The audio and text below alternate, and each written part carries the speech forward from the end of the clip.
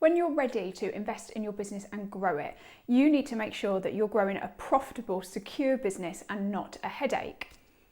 But as a small business owner, how do you know whether you've got a profitable business model that is appropriate to be scaled or not? Well, today I'm going to give you 4 sure signs that you've got a profitable business model that is ready to be scaled. So at Profit Cash Growth, we are accountants for growing businesses and we work exclusively with owner-managed SMEs in the UK.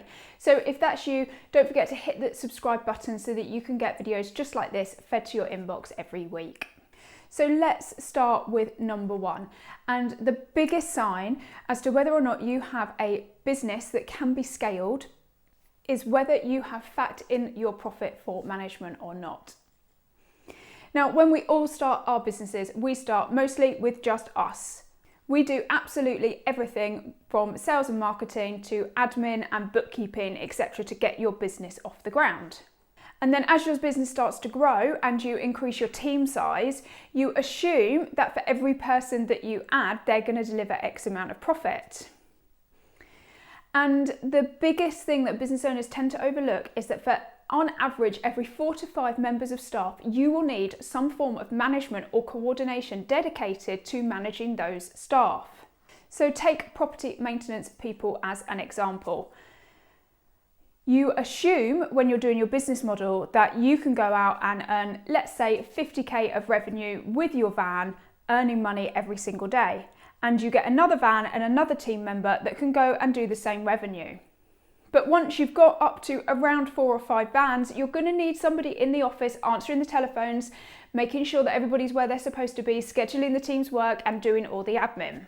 So when you're doing a business model and looking as to whether or not you can grow your business and still be profitable, you need to make sure that you have enough fat in your existing profit to allow for management and or admin support in your business. So the second sign of a highly profitable business model is that you have repeatability. Businesses that sell completely bespoke products or services to every single customer are more risky. That's because every time you do a quote, it's brand new and therefore there's risks. You could underestimate the time and costs associated for your business every single time you're quoting a customer. Likewise, if you're doing everything for the first time and everything's bespoke, the chances of something going wrong are also higher.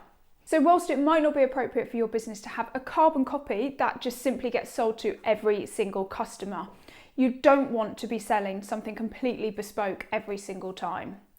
You want a standard product or service that can have very minimal customization for your client base. Not only does this reduce the risk and therefore increase your profit on the long term, but it also means that you don't have setup costs and learning, which is a massive part of your cost base in your business too. So the third sign of a highly profitable business model is that your break even is covered by recurring revenue or by repeating customers. Now, in some business models, it's just simply not possible to put your customers onto lengthy contracts or monthly subscriptions. Supermarkets are a really fantastic example of this. There is nothing tying me into the same supermarket that I go to every Sunday and do my shopping, but I do go there every Sunday. And by looking at your data, you have some reassurance that a proportion of your customers will be repeat spenders with you. And so if, say, for example, 50% of your customers are repeat spenders and that 50% is enough to cover your overhead costs and break even every month, then that's a sure sign that you've got a profitable business model that can be scaled. And the final sign that you've got a profitable business model is probably the most overlooked by most entrepreneurs and small business owners. And that's that you must be making enough profit to pay yourself a market wage salary as a managing director, and you need to be making enough profit to pay dividends to the shareholders of the business. Because as a business owner, you have 2 roles. You work in the business as the managing director, but you also are a shareholder or investor in your business. And just like if you were going to invest in any business in the stock market, you would expect a return on your money. As a worker in your business, you should be paid a fair salary for the job that you do. And as a shareholder in your business, you should be able to pay yourselves dividends in return for your investment. Now, I'm not suggesting that you should increase your salary or change your dividend structure, because at the end of the day, as a managing director, you're likely to be paying yourself a combination of salary and dividends to work in the most tax efficient way. What you do need to ensure is that there is enough money in your business, either to reinvest in your business as you grow, or what's more likely is that long term you're going to want to attract external investors and possibly even sell your business too.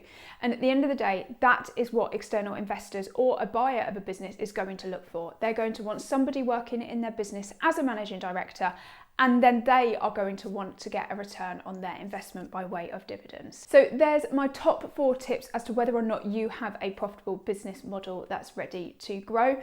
Let me know what you think in the comments below, and if there's anything in particular that your business is struggling to hit.